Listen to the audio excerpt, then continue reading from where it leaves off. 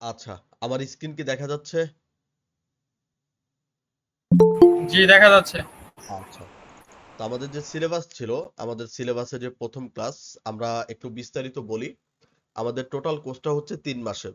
তো আমরা ২ মাসের মধ্যে আপনাদের যে টুলস আছে এবং কোর্সের যে মডিউল সেটা আমরা শেষ করব। আর বাকি ১ মাস যেটা থাকবে সেটা আমরা ফ্রিল্যান্সিং সেক্টর বা মার্কেট প্লেস এটা আমরা সলভ করব। আচ্ছা, যার মাইকটা আছে আপনি একটু অফ করে নিয়েন। জাস্ট কথা বলার সময় মাইকটা অন করেন। আচ্ছা। তো আমাদের প্রথম ক্লাস যেহেতু আজকে, তো আমাদের এখানে ইন্ট্রোডিউসিং দেওয়া আছে। যেমন হচ্ছে what is freelancing, benefit of the buyer and seller in freelancing, basic idea of freelance market place. আচ্ছা, আমরা একটু কেউ জয়েন হয়েছে, আমরা অ্যাডমিট করে দিচ্ছি। আচ্ছা, এরপর আমাদের আছে what are the qualities of freelancing. তারপর আছে what you need to do freelancing. এরপর আছে গ্রাফিক্সের সেকশন, যে what is graphics design, graphics design can be divided into several parts. তারপরে আছে হোয়াট ইজ রাস্টার ডিজাইন বা raster graphics, what is vector graphics,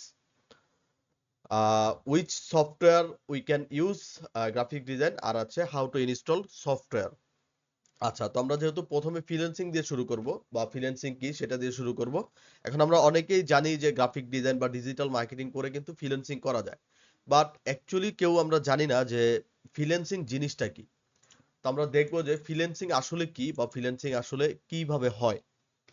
আচ্ছা, তো স্ক্রিনটা কি আপনারা দেখতে পাচ্ছেন সবাই ভালো করে? জি, জি, দেখা যায়। আচ্ছা জি, জি, দেখা যাচ্ছে। আচ্ছা আচ্ছা তো আমরা প্রথমে শুরু করতেছি যে ফ্রিল্যান্সিং ও আউটসোর্সিং এর সহজ ব্যাখ্যা দিয়ে। আচ্ছা, যার মাইকটা আছে আমরা একটু অফ করে নিব।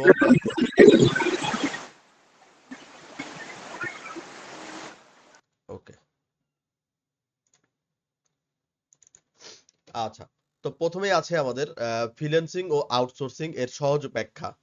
তো আমরা যদি খেয়াল করি ফ্রিল্যান্সিং কি, হোয়াট ইজ ফ্রিল্যান্সিং, যদি আমরা খেয়াল করি যে ফ্রিল্যান্সিং কিন্তু দুইটা ওয়ার্ড, একটা হচ্ছে ফ্রি আর একটা হলো ল্যান্সিং। তো ফ্রি মানে হচ্ছে মুক্ত বা স্বাধীন, আর ল্যান্সিং মানে হচ্ছে কার্য সম্পাদন করা। তো টোটাল ফ্রিল্যান্সিং মানে হচ্ছে স্বাধীনভাবে কাজ করা, ঠিক আছে। ল্যান্সিং মানে হচ্ছে যে কোনো কাজ সম্পাদন করা বা কাজ শেষ করা। তো দুইটা মিলিয়ে এই দুইটাকে আমরা বলতে পারি যে ফ্রিল্যান্সিং অথবা স্বাধীনভাবে কাজ করা। তারপরে হচ্ছে আউটসোর্সিং। এখন আমরা অনেকেই আউটসোর্সিং আর ফ্রিল্যান্সিং কে এক ভাবি, কিন্তু দুইটা জিনিস একেবারে আলাদা। তো আমরা যদি খেয়াল করি যে আউটসোর্সিং ও আমাদের দুইটা জিনিস বা দুইটা ওয়ার্ড থাকে, যেমন হচ্ছে আউট এবং সোর্সিং। তো আউট মানে হচ্ছে বাহির, আর সোর্সিং মানে হচ্ছে কোথাও থেকে কিছু বের করে আনা। তো আউটসোর্সিং মানে হচ্ছে বাইরে থেকে কোনো কাজ করিয়ে আনা, সেটা যে কোনো কাজ হতে পারে, ঠিক আছে। আপনি আপনার ছোট ভাইকে বললেন যে বাইরে থেকে একটা কোনো কিছু নিয়ে আসতে বা কিনে নিয়ে আসতে, তাহলে সেটাই হচ্ছে কি আউটসোর্সিং, বা কোথাও থেকে কোনো কিছু বের করে আনা বা বাহির থেকে কোথাও কোনো কিছু বের করে আনে হচ্ছে আউটসোর্সিং। যেমন ধরেন আমাদের গার্মেন্টস সেক্টরে বাহিরের বায়াররা কি করে, আমাদেরকে কাজ দেয় এবং সেই কাজ আমরা করে দিই। তো বায়ারদের জন্য সেটাকে আউটসোর্সিং, আর আমাদের জন্য যে আমরা করে দিচ্ছি টাকার বিনিময়ে সেটা হচ্ছে আমাদের জন্য ফ্রিল্যান্সিং। তো সহজ কথায় ব্যাখ্যা ও ফ্রিল্যান্সিং ও আউটসোর্সিং এর যদি ব্যাখ্যা বলতে যাই তাহলে হচ্ছে অন্যের জন্য নিজে কাজ করা হচ্ছে ফ্রিল্যান্সিং, আর নিজের কাজ অন্যকে দিয়ে করানো হচ্ছে আউটসোর্সিং। যেমন হচ্ছে যে আয়া বা ইলেকট্রিক মিস্ত্রি তাদের স্কিল দক্ষতা দিয়ে কাজ কমপ্লিট করার পরই টাকা পায়। তো একইভাবে যে কোনো ফ্রিল্যান্সার তার স্কিল দক্ষতা দিয়ে কাজ কমপ্লিট করার পরই কিন্তু টাকা পায়। তো এখানে কিন্তু ভালো করে বলা আছে যে একজন ফ্রিল্যান্সার তার স্কিল অথবা দক্ষতা ছাড়া সে কাজ কমপ্লিট করতে পারবে না, এরপর সে টাকা পাবে না। তার মানে আপনাকে যদি ফ্রিল্যান্সার হতে হয় তাহলে অবশ্যই আপনাকে একটা স্কিল আর্ন করতে হবে, দক্ষ হতে হবে এবং একজন বায়ারের দেওয়া কাজ সম্পূর্ণ ভালোভাবে সেটাকে সম্পূর্ণ করতে হবে।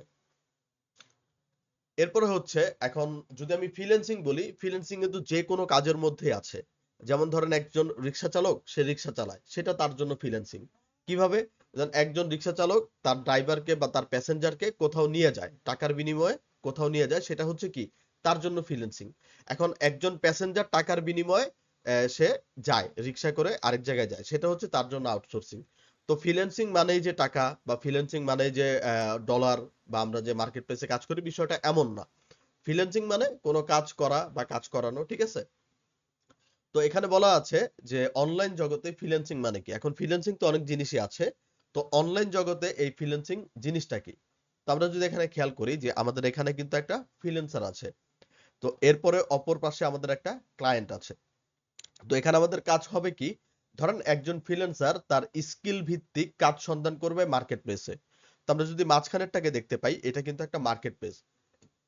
তো মার্কেট প্লেস বলতে যেমন ফাইবার আছে, আপওয়ার্ক আছে, তারপর পিপল পাওয়ার আছে, ঠিক আছে, ফ্রিল্যান্সার ডট কম আছে। তো এরকম অনেক ধরনের মার্কেট প্লেস আছে। তো মাঝখানেরটাকে ধরেন আমরা মার্কেট প্লেস, আর দুই পাশে একজন ফ্রিল্যান্সার, একজন ধরেন ক্লায়েন্ট। এখন সাপোজ মাঝখানে কোনো বায়ার নেই, তো সেই ক্ষেত্রে কি হতে পারে, এখানে একটা সমস্যা হতে পারে। যেমন ধরেন ফ্রিল্যান্সার ক্লায়েন্টের থেকে কাজও নিয়েছে, টাকাও নিয়েছে, কিন্তু ফ্রিল্যান্সার কাজ করে দিল না, টাকা মেরে দিল, এই সম্ভাবনা হতে পারে। আবার অনেক সময় ধরেন ফ্রিল্যান্সার কাজ করে দিল কিন্তু ক্লায়েন্টে কাজ দিল, টাকা দিল না, এই সমস্যাও হতে পারে। তো এই ক্ষেত্রে আমাদের মেন যে জিনিসটা, সেটা আমাদের কাজ করে মার্কেট প্লেস। আমাদের আর কেউ হয়তো বা জয়েন হয়েছে। আচ্ছা, তো মাঝখানে যে কাজ করে বা সেটা কাজ করে হচ্ছে মার্কেট প্লেস। যেমন হচ্ছে একজন ফ্রিল্যান্সার স্কিল ভিত্তিক কাজ খুঁজবে মার্কেট প্লেসে, আর একজন ক্লায়েন্ট তার সেই কাজের চাহিদা অনুযায়ী ফ্রিল্যান্সার খুঁজবে মার্কেট প্লেসে। এখন বিষয় হচ্ছে ফ্রিল্যান্সার তার স্কিল ভিত্তিক কাজ দিয়ে রাখবে, আর ক্লায়েন্ট সেই কাজ দেখে, মানে স্যাম্পল দেখে সে কাজ দিবে। তো এখান থেকে যদি ক্লায়েন্ট, মানে অ্যাকচুয়ালি দুইজনের মধ্যে কথোপকথন বা চ্যাট হবে যে এই কাজটা এত ডলার বা এত ডলারে করা হয় বা করা যাবে কিনা, এতটুক সময় লাগবে। তো সেই হিসেবে ধরেন ফ্রিল্যান্সার আর হচ্ছে ক্লায়েন্ট কথা বলবে।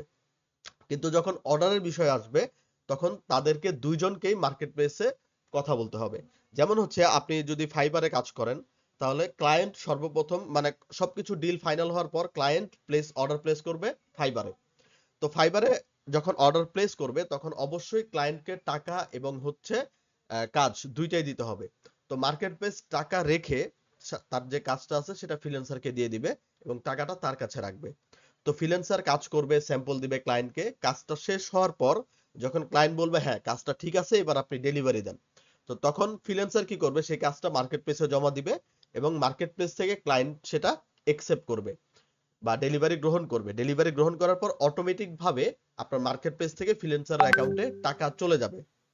তো এই যে টাকাটা চলে গেল বা এত যে ঝামেলা হলো, তো এত কিছু যে মার্কেট প্লেস করলো, এই করার জন্য বা এই সাহায্যের জন্য মার্কেট প্লেস আপনার থেকে একটা কমিশন নিবে। সেই কমিশন হচ্ছে আপনার 100 ভাগে 20 ভাগ। তো আপনি যদি শতকরা 100 টাকা ইনকাম করেন, তাহলে সেক্ষেত্রে মার্কেট প্লেস আপনার থেকে 20 টাকা করে বা শতকরা 20% নিয়ে যাবে।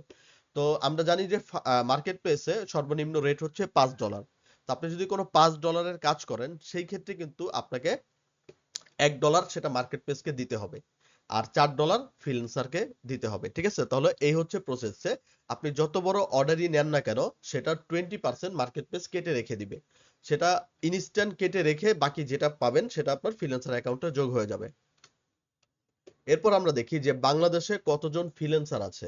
তো অক্সফোর্ড ইন্টারনেট ইনস্টিটিউটের তথ্য মতে, যেমন আমরা জানি যে অক্সফোর্ড ইউনিভার্সিটি আছে, তো এটার একটা পার্ট আছে যে অক্সফোর্ড ইন্টারনেট ইনস্টিটিউটের তথ্য মতে বিশ্বে বাংলাদেশি ফ্রিল্যান্সারের সংখ্যা হলো 2017 সালে ছিল 6,50,000 জন প্রায়।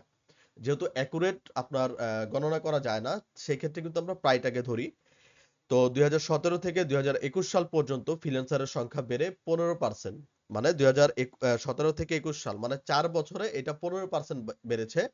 আর 2021 সালে এটা 7,50,000 জন প্রায়। আর 2021 থেকে 24 পর্যন্ত ফ্রিল্যান্সারের সংখ্যা বাড়তে পারে 20%, যেহেতু 24 এখনো শেষ হয় নাই, তার মানে এখনো গণনার মধ্যে আছে। তো 2024 সাল পর্যন্ত, মানে এই পর্যন্ত আপনার 9 লক্ষ জন প্রায় আপনার করা হয়েছে। ঠিক আছে, মানে ফ্রিল্যান্সার গণনা করা হয়েছে। তো 9 লক্ষ ফ্রিল্যান্সার যে মার্কেট প্লেসে আছে বা অ্যাকাউন্ট আছে, এখন তাদের মধ্যে কতজন অ্যাক্টিভ আছে সেটা আমার দেখা লাগবে। যেহেতু আমরা নতুন থেকে শুরু করতে যাচ্ছি, তাহলে আমাদের কম্পিটিশন এই 9 লক্ষ মানুষের সাথেই হবে। তো এখানে বলা আছে যে কতজন অ্যাক্টিভ ফ্রিল্যান্সার বাংলাদেশে আছে।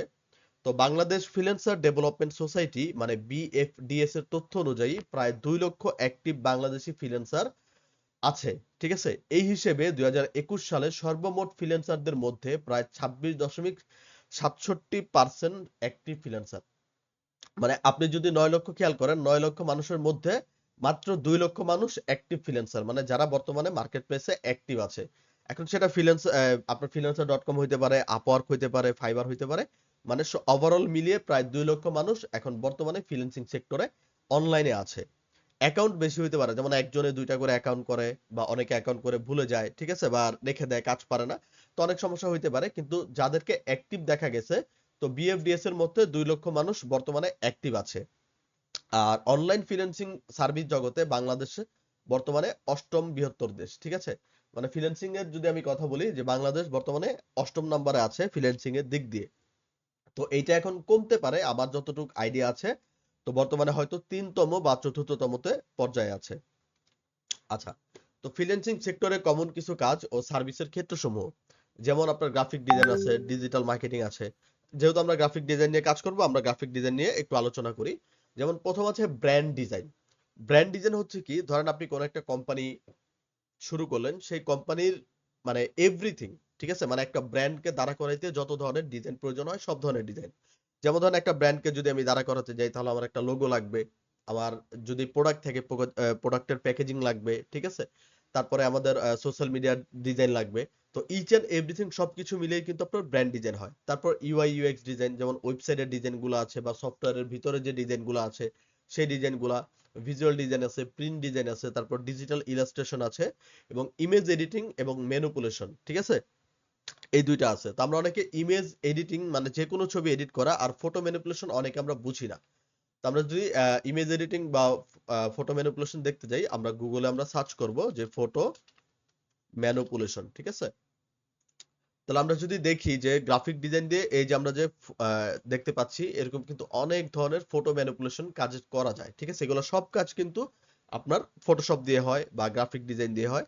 শুধু এগুলো না, মানে আমরা যে মুভি পোস্টার বা ইচ এন্ড এভরিথিং, ঠিক আছে, মানে একটা ছবি এডিট করতে যা যা প্রয়োজন হয় বা একটা ছবি এডিট করার ক্ষেত্রে যা প্রয়োজন হয়, সবকিছুই আমাদের গ্রাফিক ডিজাইনের মধ্যে অন্তর্ভুক্ত। তার মানে এই সবগুলোই হচ্ছে আমার গ্রাফিক ডিজাইন। যেমন এরপরে আছে ডিজিটাল মার্কেটিং। তারপরে আরো অনেক ধরনের সেক্টর আছে, যেমন আছে ওয়েব ডেভেলপমেন্ট, তারপর আছে অ্যাডমিনিস্ট্রেটিভ সাপোর্ট, তারপর আছে writing and translation, specific skill based job, যেমন হচ্ছে টি শার্ট ডিজাইন। যেমন গ্রাফিক ডিজাইনের মধ্যে আরেকটা ডিজাইন হচ্ছে কিন্তু টি শার্ট ডিজাইন।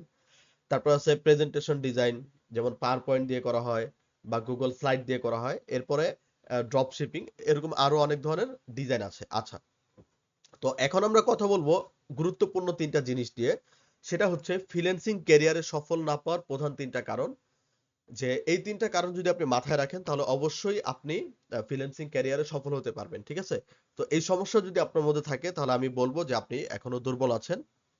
তো প্রথম যে জিনিসটা হচ্ছে যে মানুষ কেন সফল ফ্রিল্যান্সার হতে পারে না। তো 1 নম্বর হচ্ছে ফ্রিল্যান্সিং কে সহজ মনে করা এবং ধৈর্য না থাকা। যেমন হচ্ছে ফ্রিল্যান্সিং করা খুব সহজ, 10 দিনে শিখে প্রথম মাস থেকে লাখ টাকা কামাবো, এই ধারণা থাকলে ফ্রিল্যান্সিং করে আয় করা সম্ভব না, ঠিক আছে। যদি এই ধরনের আপনাদের মাঝে কোনো ধরনের মাইন্ড সেটআপ থাকে যে আমি 1 মাস 2 মাসে ফ্রিল্যান্স মানে গ্রাফিক ডিজাইন শিখবো বা ডিজিটাল মার্কেটিং শিখবো, তারপরের মাস থেকে আমি লাখ টাকা ইনকাম করব, যদি এই ধরনের কোনো কিছু আপনার মাথায় থাকে, তাহলে আমি বলবো যে আপনার জন্য ফ্রিল্যান্সিং না, ঠিক আছে। যেহেতু আমাদের ফ্রিল্যান্সিং শিখতে আমাদের কমসে কম সময় দিতে হবে। এখন এমন না যে আপনি 2 মাস 3 মাসে ফ্রিল্যান্সিং শিখতে পারবেন না। বিষয় হচ্ছে আপনি যদি ডেইলি 5 থেকে 6 ঘন্টা একটা জিনিসের উপরে সময় দেন, তাহলে আপনি কিন্তু ওই জিনিসে আপনি আরো ভালো হতে পারবেন, মানে এক্সপার্ট হতে পারবেন। তাহলে সেক্ষেত্রে আমি বলবো যে অবশ্যই আপনাকে একটা স্কিল আর্ন করতে হবে, যেইটার বেজের উপরে ডিপেন্ড করে আপনি এই ফ্রিল্যান্সিংটা করতে পারবেন। দ্বিতীয় যে নাম্বারটা আছে, সেটা হচ্ছে ফ্রিল্যান্সিং করার জন্য কোনো একটা স্কিল যথাযথভাবে না শেখা। যেমন আমি একই কথা বারবার বলতেছি, যেমন ফ্রিল্যান্সিং করে আয় করতে হলে অবশ্যই কোনো একটা কাজ করতে হয়। যে বিষয় নিয়ে ফ্রিল্যান্সিং করতে চান, সেই বিষয়টি হাতে কলমে না শিখে, এক্সপার্ট না হয়ে, তারপরে আমরা কি, এক্সপার্ট না হয়ে আমরা কাজ শুরু করলে নিজের ক্ষতি করব তো করব, পাশাপাশি আমরা বাংলাদেশের অন্যান্য ফ্রিল্যান্সারদেরও পরোক্ষভাবে ক্ষতি করলেন, ঠিক আছে। জাস্ট একটা মিনিট, আমরা একটু দেখতেছি আমাদের জয়েন কতজন আছে। Dismiss, height.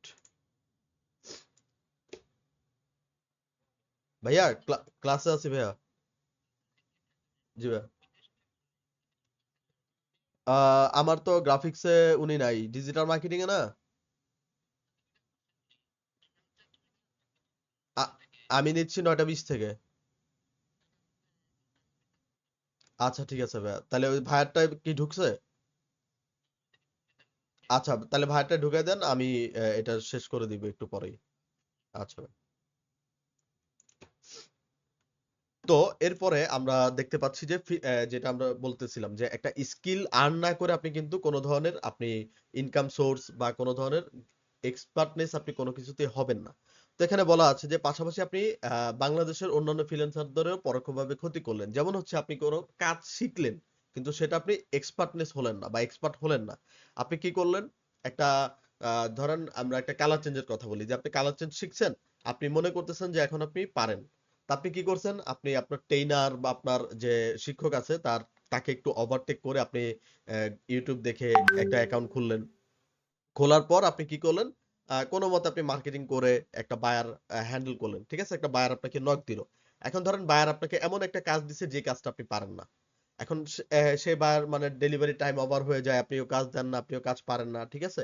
তো এই যে বিষয়টা আছে, যেমন একটা ডেলিভারি টাইম শেষ হওয়ার পরে কিন্তু বায়ার আপনার থেকে বা চাইবে যে আমার কাজ কোথায়?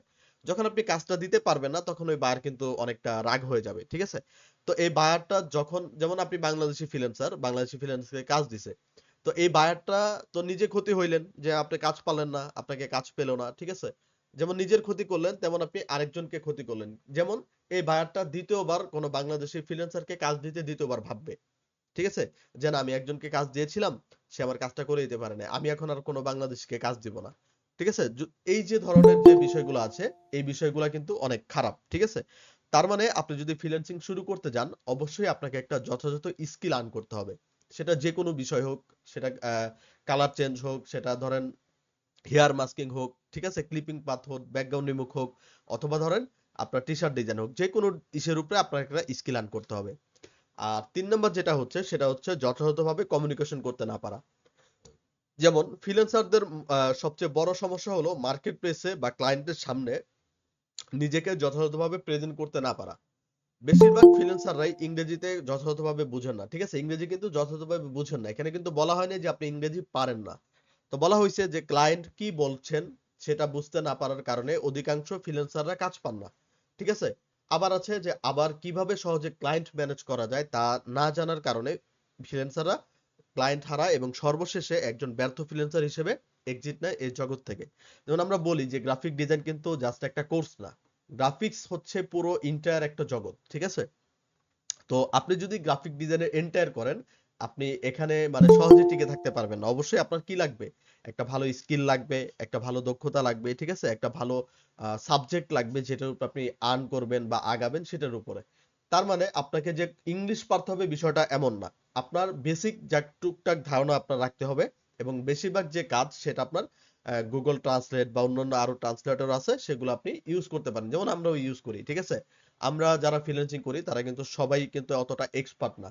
তো আমরা যথাযথভাবে যতটুকু একটা বায়ারকে জাস্ট ফার্স্ট অফ অল মানে কনফার্ম করা যায় ততটুকু আমাদের জানা আছে। এরপরে যদি অ্যাডভান্স কোনো কিছু প্রয়োজন হয় তাহলে সেক্ষেত্রে কিন্তু আমরা Google ট্রান্সলেটর ব্যবহার করে থাকি। তাহলে এই ছিল ধরেন আমাদের ফ্রিল্যান্সিং যে জিনিস বা ফ্রিল্যান্সিং কি সেইটা। ঠিক আছে? তো আমরা এখানে দেখলাম যে হোয়াট ইজ ফ্রিল্যান্সিং, যে ফ্রিল্যান্সিং কি, তারপর আছে benefit of buyer and seller in freelancing. বায়ারের যে বেনিফিটটা কি? বায়ারের বেনিফিট হচ্ছে সে টাকা দিয়ে আপনার থেকে কাজ করায় নিবে আর সেলারের হচ্ছে টাকার বিনিময়ে সে আপনার কাজ করে দিবে।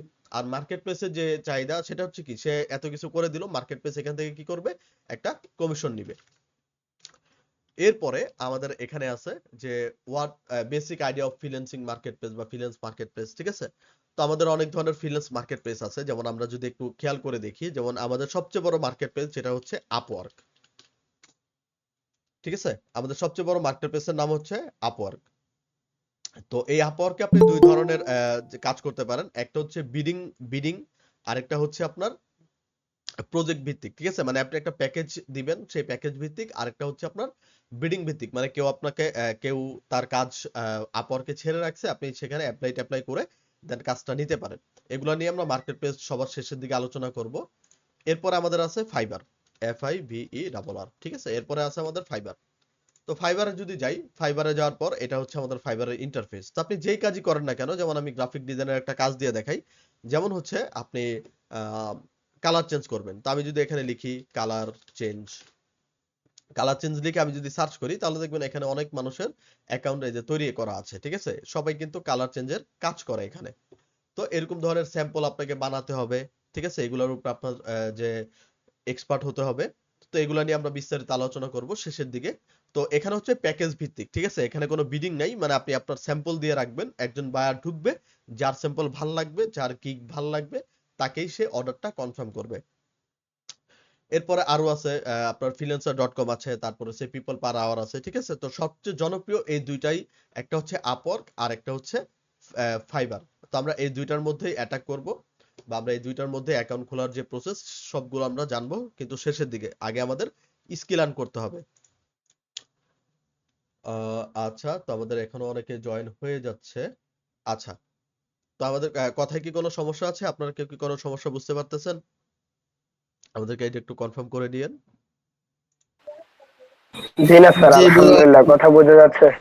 আচ্ছা, ঠিক আছে। তো আমরা এখন ফ্রিল্যান্সিং সেক্টরটা দেখলাম। তারপরে আছে যে what are the qualities of freelancing, যে ফ্রিল্যান্সিং এর কোয়ালিটি গুলো কি কি।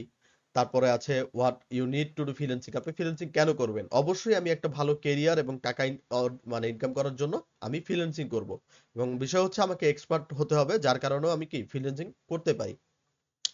তো এরপরে আমার যে এটা আছে সেটা হচ্ছে হোয়াট ইজ গ্রাফিক্স ডিজাইন। তো এখন আমি চলে যাব যে গ্রাফিক ডিজাইন কি। তো আমরা অনেকে কিন্তু জানি না যে অ্যাকচুয়ালি গ্রাফিক্স ডিজাইনটা কি। তো আমরা যদি দেখি যে গ্রাফিক ডিজাইনার হাতে করি, তো বিষয় হচ্ছে এটা আমরা একটু ভালো মনোযোগ দিয়ে দেখব, কারণ এটা আমাদের ইম্পর্টেন্ট একটা জিনিস। গ্রাফিক ডিজাইন মানে কি? যদি সোজাসাপটা ভাষায় কথা বলি, গ্রাফিক্স আর ডিজাইন কিন্তু দুইটা ওয়ার্ড। গ্রাফিক্স মানে হচ্ছে দৃশ্যমান ও পরিমাপ করে অঙ্কিত কোনো বিষয় বা বস্তু, মানে যেটা দেখা যায়, পরিমাপ করা যায় এবং আঁকা যায়। এখন আমি যদি আপনাকে বলি ভাই, যেমন আমরা বলি বাতাস, আপনি একটা বাতাসের চিত্র এঁকে দেন। এখন বাতাস না দেখা যায়, না পরিমাপ করা যায়, না আঁকা যায়। তো এইটা হচ্ছে বিষয়, যে গ্রাফিক্স হচ্ছে কি, যে জিনিস দেখা যাবে এবং যে জিনিস পরিমাপ মানে আকার আকৃতি আছে, মানে পরিমাপ করা যাবে, এবং যে জিনিস আঁকা যাবে, সে জিনিসই হচ্ছে গ্রাফিক্স। আর ডিজাইন বলতে কোনো নকশা বা খসড়া বা চিত্র, মানে আমি যে ধরেন আমি একটা ল্যাপটপ দেখেছি, সেটার আকার আছে, আকৃতি আছে, এবং সেটা আঁকাও যাবে, এবং এটা আমি কোথায় আঁকবো? এটা আমি ফটোশপে আঁকতে পারি, সেটা আমি কোনো খাতায় আঁকতে পারি, সেটা আমি কোনো ক্যানভাসে আঁকতে পারি। এই যে যে আঁকার যে বিষয়টা, মানে যেখানে আমি আঁকবো সেটাকেই বলা হয় ডিজাইন। তো আক্ষরিক অর্থে যদি আমি বলি, যে আক্ষরিক অর্থে গ্রাফিক ডিজাইন হচ্ছে আড়াআড়ি ও লম্বালম্বি ভাবে বা লম্বা ভাবে পরিমাপ করে যে কোনো নকশা অথবা কোনো চিত্র অঙ্কন করা, ঠিক আছে? মানে এমন কোনো জিনিস যেটা দেখা যায়, পরিমাপ করা যায় এবং আঁকা যায়, এবং আমি কোথাও আঁকছি, সেই জিনিসটাই হচ্ছে কি টোটাল গ্রাফিক্স ডিজাইন। এরপর হচ্ছে গ্রাফিক ডিজাইন মূলত কেন করা হয়। তো আমরা যদি খেয়াল করি যে গ্রাফিক ডিজাইনের মূল উদ্দেশ্য হচ্ছে কমিউনিকেশন, ঠিক আছে? এখন কমিউনিকেশন বলতে এখানে কমিউনিকেশন বলা হয়েছে তথ্য প্রদান করা, এখানে কিন্তু বলা হয় নাই তথ্য আদান প্রদান করা। যদি গ্রাফিক ডিজাইনের মূল উদ্দেশ্য বুঝি, তাহলে মূল উদ্দেশ্য হচ্ছে তথ্য প্রদান করা, ঠিক আছে? তো আমরা জানি কমিউনিকেশন দুই প্রকার, যেমন হচ্ছে ভার্বাল এন্ড নন ভার্বাল। কমিউনিকেশনকে দুই ভাগে ভাগ করা হয়, একটা ভার্বাল কমিউনিকেশন আর একটা হচ্ছে নন ভার্বাল কমিউনিকেশন। তো ভার্বাল কমিউনিকেশনটা কি? মুখ থেকে নির্গত শব্দ বা কথা, যেমন ভাষা, অনুভূতি প্রকাশক শব্দ ইত্যাদি, লিখিত বই বা বাক্য বা ম্যাগাজিন, এগুলো হচ্ছে ভার্বাল। যেমন আমি যে আপনার সাথে কথা বলে, যেমন আমি মুখের একটা ভাষা দিয়ে, যেমন বাংলা ভাষায় আমি কথা বলতেছি, একটা ভাষা দিয়ে আমি আপনাদের সামনে কথা বলতেছি, এটাকে বলা হয় ভার্বাল কমিউনিকেশন। আরেকটা হচ্ছে নন ভার্বাল, যেমন হচ্ছে কথা বলা বা লিখিত শব্দ ছাড়া, মানে আমি কথা বলবো না, আমি জাস্ট কি করব, কোনো অর্থবোধক এক্সপ্রেশন, মানে ইঙ্গিত, যেমন চোখের ইশারা বা হাতের ইশারা, এমন কোন ধরনের আকার ইঙ্গিতে আপনাকে জানাবো, সেই জিনিসটা হচ্ছে নন ভার্বাল। তার মানে কথা বলা যেটা হচ্ছে ভার্বাল, আর ইশারা দিয়ে কোনো কিছু বলা সেটা হচ্ছে কি নন ভার্বাল। কিন্তু গ্রাফিক ডিজাইন হচ্ছে একমুখী যোগাযোগ ব্যবস্থা, এটা না মানে ভার্বাল না নন ভার্বাল। তো গ্রাফিক ডিজাইন হচ্ছে আপনার একমুখী যোগাযোগ ব্যবস্থা, এটা শুধু আপনাকে তথ্য প্রদান করতে যাবে, মানে প্রদান করবে, তথ্য কিন্তু আদান প্রদানের কোনো সম্পর্ক নাই। যা গ্রাফিক ডিজাইনটাকে আপনি কি তথ্য প্রদান করবে, মানে আপনি একটা ডিজাইন দেখে বুঝতে পারবেন, বা ওই ডিজাইন দেখে সে আপনাকে তথ্য দিবে, আপনি কিন্তু তার সাথে কোনো ধরনের কোনো কমিউনিকেশন করতে পারবেন না। এরপর আছে গ্রাফিক ডিজাইন কেন করা হয় বা কিভাবে করা হয়। বিষয়টা হচ্ছে একজন গ্রাফিক ডিজাইনার কোনো কোম্পানি বা ক্লায়েন্টের চাহিদা অনুযায়ী তথ্য বা মেসেজ কিংবা কোনো আইডিয়া বা শিল্পশৈলী দিয়ে এমনভাবে উপস্থাপন করেন যেন তা সকলের জন্য বোধগম্য হয়। বোধগম্য বলতে বোঝার উপায়, ঠিক আছে?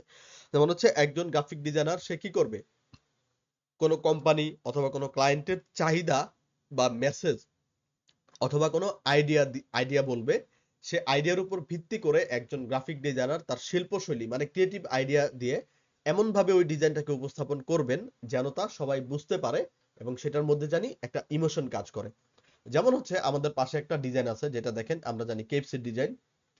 তো এখানে দেখেন কেএফসির যে, আপনার কিন্তু এখানে দেখা লাগবে না যে কেএফসি ব্র্যান্ড আছে না অন্য কিছু আছে।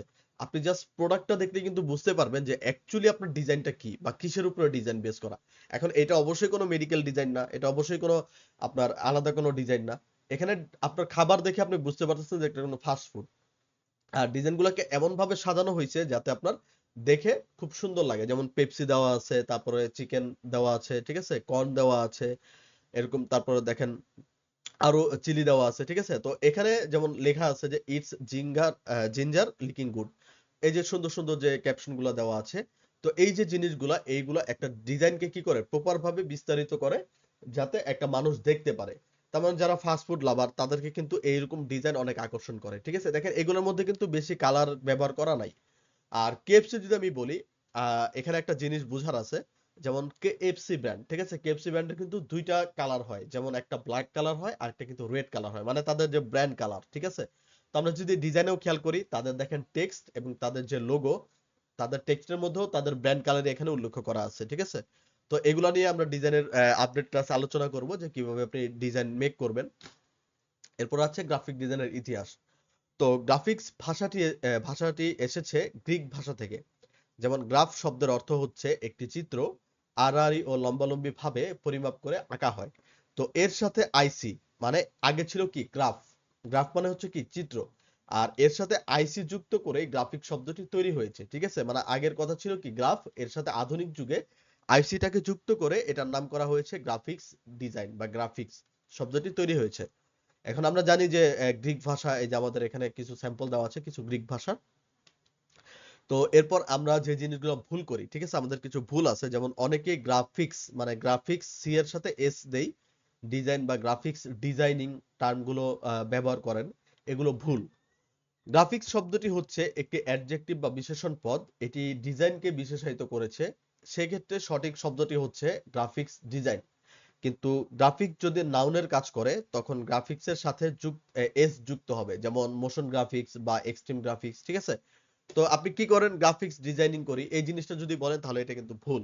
তাহলে আপনাকে বলতে হবে যে ভাই আপনি কি করেন, বলতে হবে যে ভাই আমি গ্রাফিক ডিজাইন করি, ঠিক আছে। এখন গ্রাফিক্স ডিজাইনিং করি এই জিনিসটা একদমই ভুল।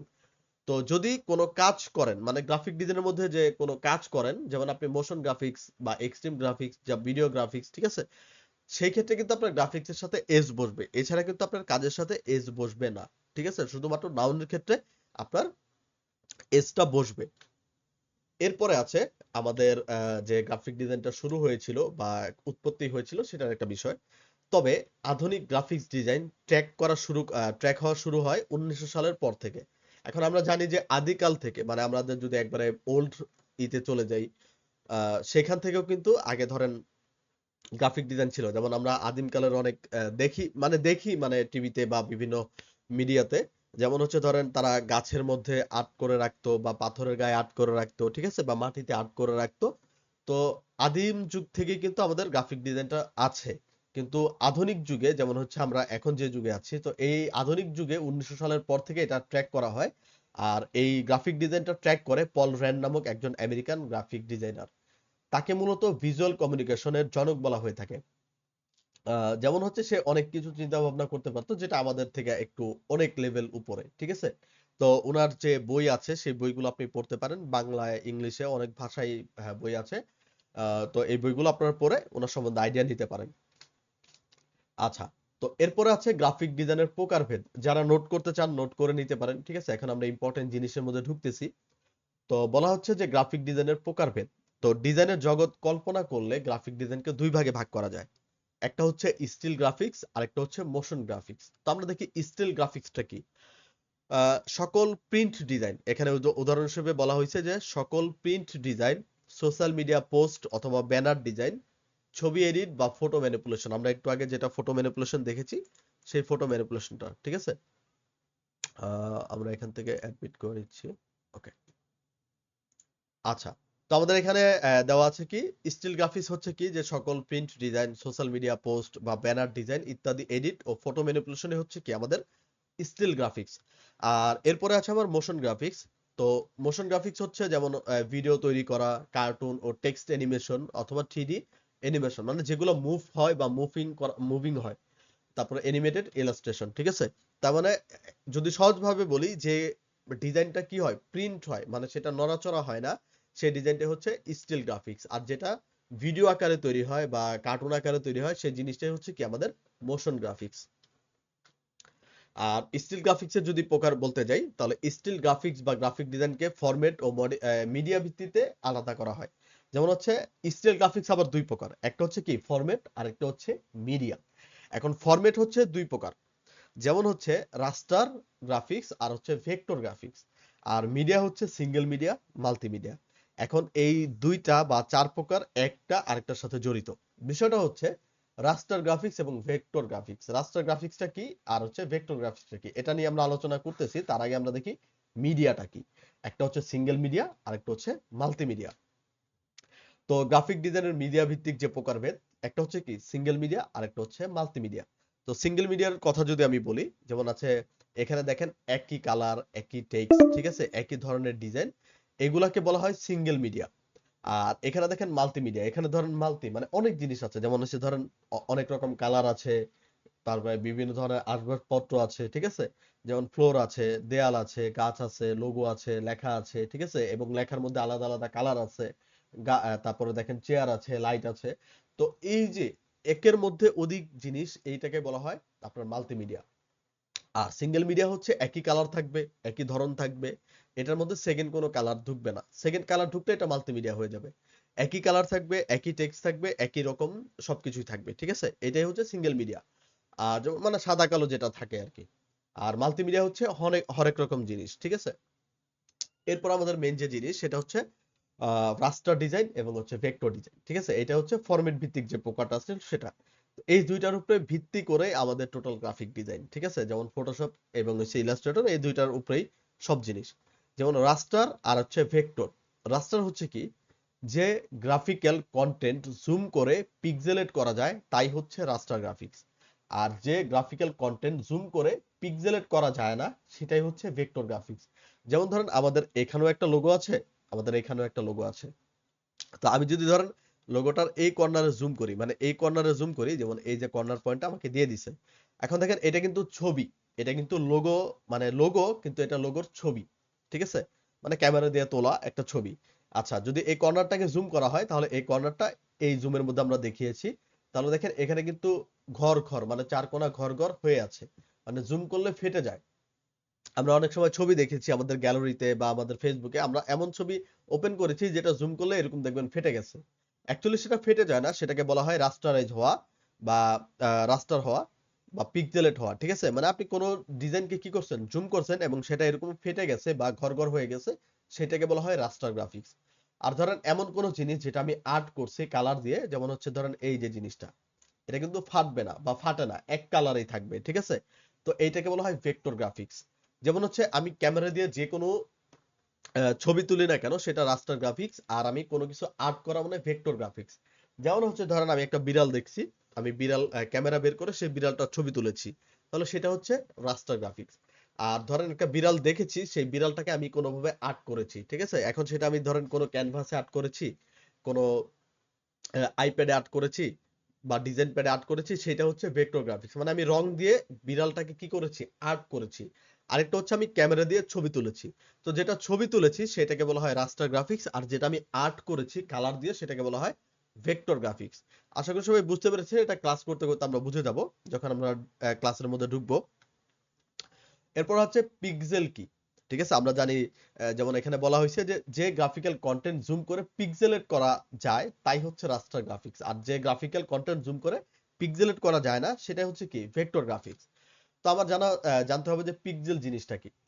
পিক্সেল হচ্ছে কোন রাস্টার গ্রাফিক ইমেজের সবচেয়ে ক্ষুদ্রতম একক, ঠিক আছে, মানে আমাদের মানুষ বা আমাদের যে বডি, এই বডিটা কি দিয়ে তৈরি হয়, কোষ দিয়ে তৈরি হয়, যেমন হাজার হাজার কোটি কোটি কোষ দিয়ে মানুষের একটা বডি তৈরি হয়, ঠিক একইভাবে পিক্সেল হচ্ছে কোন রাস্টার গ্রাফিক ইমেজের সবচেয়ে ক্ষুদ্রতম একক।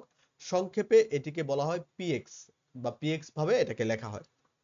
তো আমরা যদি কোনো ছবি তুলি, সেই ছবির একটা ঘর, আমি যদি জুম করি, এই একটা চারকোনা ঘরকে বলা হয় পিক্সেল। ঠিক আছে, একটা জিনিসকে বা একটা ঘরকে বলা হয় পিক্সেল। আর এই পিক্সেলকে পিএক্স দিয়ে আপনার বর্ণনা করা হয়। ঠিক আছে, মানে পিএক্স লেখা হয়। অনেকেই এই পিক্সেলকে ডট বলে থাকেন। ঠিক আছে, মানে অ্যাডভান্স ভাষায় এই পিক্সেলকে বলা হয় ডট। আমাদের এখানে আর কেউ জয়েন হয়নি, ওকে। তো আমাদের এই পিক্সেলকে অনেকে কি বলে, ডট বলে। এবং এই পিক্সেল দেখার জন্য কিছু বৈশিষ্ট্য আছে, বা এই পিক্সেল চেনার জন্য কিছু বৈশিষ্ট্য আছে। সেটা হচ্ছে, এর মূল বৈশিষ্ট্য হচ্ছে ১ নাম্বার, এটি দেখতে বর্গাকার শেপের মতো। যেমন আমি যদি আগের পেজে যাই, যেমন আমি যদি এটাকে জুম করি, তাহলে দেখেন এই প্রত্যেকটা ঘর কিন্তু ৪ কোণা। ঠিক আছে, একটাও কিন্তু ত্রিকোণা, ২ কোণা বা গোল কোনো কিছু নাই। প্রত্যেকটা ঘর ৪ কোণা। এটা আপনাকে দেখতে হবে যে এমন কোন জিনিস যেটা কি এটি দেখতে বর্গাকার শেপের মতো হবে। ২ নাম্বার বৈশিষ্ট্য হচ্ছে, একটি পিক্সেল শুধুমাত্র একটি রঙই বহন করে। ঠিক আছে, মানে একটা পিক্সেল, আমরা যদি এখানে দেখি, দেখেন একটা পিক্সেল কিন্তু একটা রঙই বহন করছে। ঠিক আছে, যেমন এখানে দেখেন হোয়াইট, এটা তার থেকে ডিপ, এখানে ব্লু। ঠিক আছে, এখানে দেখেন তার থেকে ডার্ক ব্লু। তো একটার মধ্যে কিন্তু দুইটা কোনো কালার নাই। ঠিক আছে, তো এটা হচ্ছে ২ নম্বর বৈশিষ্ট্য, যে একটা পিক্সেল শুধুমাত্র একটা রঙই বহন করবে। আর ৩ নম্বর বৈশিষ্ট্য হচ্ছে, শত লক্ষ ও কোটি পিক্সেলের সমন্বয়ে একটি ছবি তৈরি হয়। যেমন আমরা বলেছিলাম যে একটা মানুষের বডি তৈরি হতে হলে কি কোষ লাগে, কোটি কোটি কোষ দিয়ে কি হয়, একটা মানুষের বডি তৈরি হয়। ঠিক একইভাবে শত লক্ষ কোটি পিক্সেলের সমন্বয়ে একটি ছবি তৈরি করা হয়। ঠিক আছে, তার মানে আপনার যদি পিক্সেল শর্ট থাকে, আপনার ওই ছবিটা কি হবে না, পরিপূর্ণভাবে হবে না। আচ্ছা, এরপর হচ্ছে রেজুলেশনটা কি। তো রেজুলেশন হচ্ছে ইঞ্চি ভিত্তিক পিক্সেলের সংখ্যা। যেমন আমাদের কাছে ধরেন একটা সাইজ আছে 1920 ইন্টু 1080 পিক্সেল, মানে 1920টা পিক্সেল গুণ 1080টা পিক্সেল। ধরেন এইটা আপনার একটা মনিটর, এই মনিটরের ধরেন এটা 19 ইঞ্চি মনিটর। তো 19 ইঞ্চি মনিটরের 1 ইঞ্চিতে কয়টা পিক্সেল বসবে, সেটাই হচ্ছে কি রেজুলেশন। ঠিক আছে, যদি আমি সোজা ভাষায় বলি, তার মানে একটা 19 ইঞ্চি মনিটর বা যে কোনো ইঞ্চির মনিটরে 1 ইঞ্চিতে যে কয়টা পিক্সেল বসবে, সেটাই হচ্ছে ওই স্ক্রিনের রেজুলেশন। তো এখানে বলা আছে যে, অর্থাৎ প্রতি 1 ইঞ্চি পরিমাণ জায়গায় কতগুলো পিক্সেল আছে তা ওই ছবির স্ক্রিন বা ডিসপ্লে এর রেজুলেশন। কোন ছবির রেজুলেশন যদি 1920 ইন্টু 1080 মানে কি, যেমন হচ্ছে এর মানে হচ্ছে প্রতি ইঞ্চিতে পিক্সেল আছে আড়াআড়ি ভাবে 1920টি এবং লম্বালম্বি ভাবে 1080টি। তো আমি যদি পিক্সেল নেই, মানে আমি যদি 19 ইঞ্চি একটা নেই, আমি এখানে ধরেন এটা সাইজ, যেমন 1920 1080, ঠিক আছে, তারপরে 1080 বাই 1920, এগুলো হচ্ছে ধরেন সাইজ। যেমন হচ্ছে ধরেন 1920 মানে আমার আড়াআড়ি ভাবে আপনার 1920টা থাকবে। যেমন আড়াআড়ি মানে আমি ওয়াইড কে বুঝিয়েছি। ঠিক আছে, যে এই পাশ থেকে এই পাশ প্রত্যেক ইঞ্চিতে 1920টা করে কি থাকবে, 1 ইঞ্চিতে, মানে 1 ইঞ্চিতে 1920টা পিক্সেল থাকবে। আর হাইটে থাকবে 1080টা। তো আমরা যদি খেয়াল করি, তার মানে আমার 1 ইঞ্চিতে মোট কয়টা, মানে 1 ইঞ্চিতে মোট কয়টা পিক্সেল আছে, যদি আমি এটা হিসাব করতে যাই, তাহলে দেখেন আমাকে 1920 এর সাথে 1080 কে গুণ করতে হবে। যেমন আমি যদি ক্যালকুলেট করি, আমি যদি এখানে ক্যালকুলেটর অন করি, ধরেন আমরা এখানে নিয়েছি কি 1920 ইন্টু 1080, মানে 1 ইঞ্চিতে ধরেন আমরা নিয়েছি 1 ইঞ্চিতে 1920টা আপনার আড়াআড়ি ভাবে পিক্সেল, আর হচ্ছে এটার সাথে গুণ করব 1080টা লম্বালম্বি ভাবে 1080। তো আমি যদি ইকুয়াল দেই 20 লক্ষ, দেখেন বের হয়েছে 20,73,600টি, 20,73,600টি 1 ইঞ্চিতে আছে। এখন আপনার মনিটর যদি 19 ইঞ্চি হয়, তাহলে আমরা কি করব, এটার সাথে গুণ 19 ইঞ্চি দিব। তাহলে একটা 19 ইঞ্চি মনিটরে মানে কতগুলো পিক্সেল থাকে সেটা আমি বের করতে পারবো। ঠিক আছে, যেমন এখানে আছে কত, 39 কোটি, আহ বেশি আছে, একক দশক শতক হাজার। ঠিক আছে, 39 কোটি 39,08,400টি। তো এই আছে আমাদের পিক্সেল। ঠিক আছে, তো এগুলো আমাদের অনেক অ্যাডভান্স ক্লাস, সেটা আমরা আগামী ক্লাসে দেখব। তো এখানে বলা হয়েছে যে মোট পিক্সেলের সংখ্যা 1 ইঞ্চিতে আপনার 20,73,600টি। তো কোন ডিসপ্লে তার রেজুলেশনের থেকে বেশি পিক্সেল দেখাতে পারে না। তো এটা কিন্তু একটা গুরুত্বপূর্ণ জিনিস। যেমন হচ্ছে ধরেন আপনার কাছে 1 লিটার একটা বোতল আছে, সেই বোতলে আপনি 999 মানে গ্রাম পর্যন্ত কি করতে পারবেন, পানি ভরতে পারবেন। এখন আপনার যদি 1 লিটারের উপরে পানি হয়ে যায়, সেটা কিন্তু পড়ে যাবে। ঠিক আছে, মানে কোনোভাবে আটবে না। ঠিক একই ক্ষেত্রে এটাও বলা যায় যে একটা স্ক্রিন রেজুলেশন তার বেশি পিক্সেল দেখাতে পারবে না। ঠিক আছে, যে কোনো ডিসপ্লে তার রেজুলেশনের বাইরে পিক্সেল দেখাতেই পারবে না, কারণ তার মধ্যে জায়গায় নেই। কম দেখাতে পারবে, কিন্তু কম দেখানোর জন্য তার কিন্তু ঘোলা হয়ে যাবে, ঠিক আছে, কোনো ছবি বা কোনো ভিডিও কিন্তু ঘোলা হয়ে যাবে। তো এটাই হচ্ছে মেইন বিষয়, যে রেজুলেশনের থেকে বেশি পিক্সেল দেখাতে পারবে না। এরপর হচ্ছে গ্রাফিক ডিজাইন উপাদান, বা গ্রাফিক ডিজাইন করতে কি কি জিনিস লাগে বা কি কি জিনিস করা হয়। মূলত গ্রাফিক ডিজাইনের এলিমেন্ট বা উপাদান 4 ধরনের। একটা হচ্ছে টেক্সট, 2 নাম্বার হচ্ছে শেপ, 3 নাম্বার হচ্ছে ইমেজ এবং 4 নাম্বার হচ্ছে কালার। তো টেক্সট মানে লেখা, 2 শেপ। এখন এই শেপ মানে মানে চারকোনা বা গোল বলা হয়নি, এর মানে বলা হয়েছে আকার বা আকৃতি, মানে যে কোনো জিনিসের একটা কি আছে, মানে আকার আছে, আকৃতি আছে। এরপরে ইমেজ মানে ছবি আপনার লাগবে, এরপরে কালার মানে রং। যেমন আমাদের এখানে একটা ডিজাইন আছে, যেটা হচ্ছে মার্ভেল স্টুডিওর অ্যাভেঞ্জার ইনফিনিটি ওয়ারের একটা মুভি পোস্টার আছে। তো আমরা যদি দেখি, প্রথমে বলা আছে কি টেক্সট, তাহলে দেখেন এখানে Marvel Studio, Avenger Infinity War, তারপর এখানে অ্যাক্টর বা বিভিন্ন ধরনের রিলিজ ডেট এখানে দেওয়া আছে লেখায়। এরপরে 2 নাম্বার আছে কি শেপ বা আকৃতি। তাহলে দেখেন এই যে পোস্টারটা তৈরি করা হয়েছে, এই পোস্টারটা কিন্তু আকার আকৃতি দেওয়া আছে। যেমন এটার ওয়াইড কম আছে, হাইট বেশি আছে। আমরা জানি পোস্টারের হাইটটা বেশি হয়, ওয়াইডটা কম হয়। তাহলে এখানে আমরা দেখতে পাচ্ছি যে ধরেন আকার বা আকৃতিও আছে এখানে। 3 নাম্বার হচ্ছে ইমেজ মানে ছবি। তাহলে দেখেন এখানে প্রত্যেকটা সুপার হিরোর ছবি দেওয়া আছে এবং প্রত্যেকটা ছবি খুব সুন্দর করে দেওয়া আছে। আর 4 নাম্বার হচ্ছে কালার, রং মানে কালার, ঠিক আছে, মানে রং। তাহলে দেখেন ইচ এন্ড এভরি সুপার হিরোর কালার কম্বিনেশন ম্যাচ আছে, ঠিক আছে। আর এই পুরো কালার কম্বিনেশনের মধ্যেই ধরেন আমার এই ডিজাইনটা পরিপূর্ণভাবে তৈরি হয়েছে। এখন ধরেন পুরো ছবিটাকে যদি সাদা কালো করে দিত এবং পুরো ছবিটাকে যদি লাল করে দিত, তাহলে কিন্তু আমার ডিজাইনটা সুন্দর লাগতো না। তার মানে আপনার এই 4টা জিনিস যদি বা 4টা উপাদান যদি আপনার কোনো ডিজাইনের মধ্যে থাকে, তাহলে সেই ডিজাইনটা অবশ্যই সুন্দর হবে। আর এই 4টা জিনিস ছাড়া আপনি কোনো ডিজাইন তৈরি করতে পারবেন না। এরপর হচ্ছে গ্রাফিক ডিজাইন, বা কিভাবে গ্রাফিক ডিজাইন হয়। সাধারণত 4টি ধাপে গ্রাফিক ডিজাইন সংক্রান্ত কাজগুলো সম্পাদন করা হয়। তো প্রথম হচ্ছে ডিজাইন ব্রিফ গ্রহণ করা, মানে আপনি যে একটা ডিজাইন করবেন সেটা কিসের মাধ্যমে করবেন। অবশ্যই কেউ আপনাকে ব্রিফিং দিবে, যেমন কোনো বায়ার বা কোনো কোম্পানি বা কোনো যে কেউ হইতে পারে, সেটা আপনাকে কি দিবে, ব্রিফ দিবে। মানে আপনি ধরেন আমি আমার একটা আইডিয়া আসছে, আমি আপনাকে বলবো যে আপনি এরকম এরকম করে আমাকে একটা ডিজাইন করে দেন। তো সেই ডিজাইনের উপর ভিত্তি করে আপনার কি কি করতে হবে, ডিজাইন করতে হবে।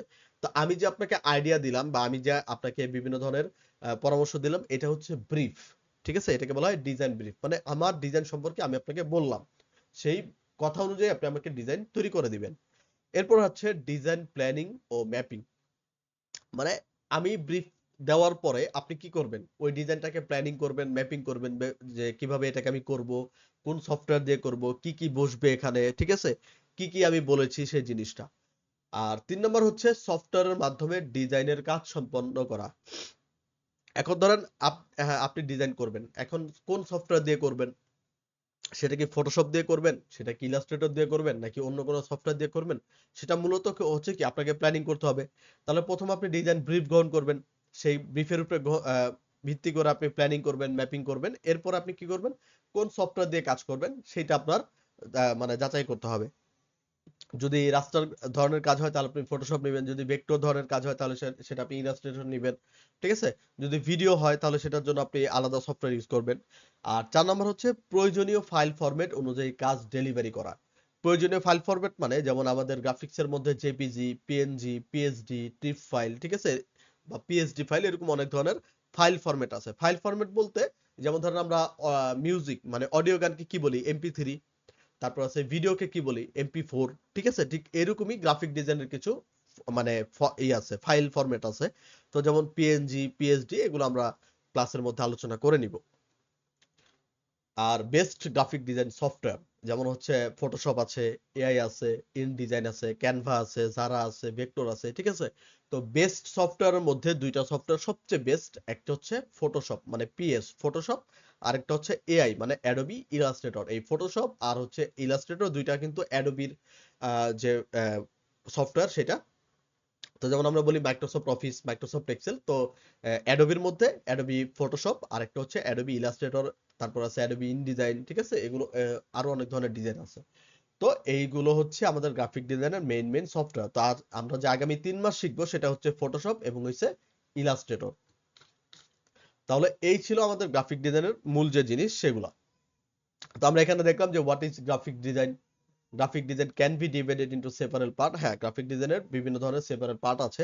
এরপর আছে হোয়াট ইজ রাস্টার গ্রাফিক্স। যে কন্টেন্ট জুম করলে কি হয়, রাস্টারাইজ হয়ে যায় বা পিক্সেলেট হয়ে যায়, সেটা হচ্ছে কি আপনার রাস্টার গ্রাফিক্স। এবং যে কন্টেন্ট জুম করার পর পিক্সেলেট হয় না, সেটা হচ্ছে কি ভেক্টর গ্রাফিক্স।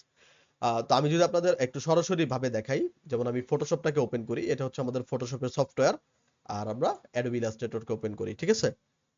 আমরা দুইটাকে ওপেন করে দেখাই। তো ধরেন এটা আমার ফটোশপ। তো ফটোশপে আমি ধরেন কোনো ছবি এখান থেকে ওপেন করব। একটু সময় নিচ্ছে যেহেতু আমরা দুইটা একসাথে ওপেন করেছি। হ্যাঁ, তো ধরেন আমি এখান থেকে কোনো ডিজাইন এখান থেকে ওপেন করে নিই।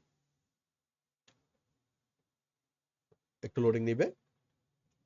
আচ্ছা, এই যে দেখেন আমার কিন্তু একটা ডিজাইন সামনে আছে। তা আমি যদি এই ছবিটাকে জুম করি, জুম করলে দেখবেন এই যে দেখেন ফেটে গেছে। ফেটে গেছে মানে চার কোণা ঘর ঘর হয়ে গেছে, ঠিক আছে? এই যে দেখেন চার কোণা কিন্তু ঘর ঘর হয়ে গেছে। তা আমি যদি ছবির উপরে যাই, তাহলে একই ক্ষেত্রে কিন্তু আমরা দেখতে পাবো। আমি ধরেন ছবির উপরে গেলাম, এই যে দেখেন আমি কিন্তু জুম করার সাথে সাথে কিন্তু এটা পিক্সেলেট মানে ফেটে গেছে। তো অ্যাকচুয়ালি এটা ফেটে যাওয়া বলে না, এটাকে বলা হয় আপনার পিক্সেলেট হয়ে যাওয়া, ঠিক আছে? দেখেন এখন কিন্তু আবার বোঝা যাচ্ছে না। তো জুম করার পর যে কন্টেন্টটা কি হবে, মানে ফেটে যাবে, সেই জিনিসটাই হচ্ছে কি আপনার রাস্টার।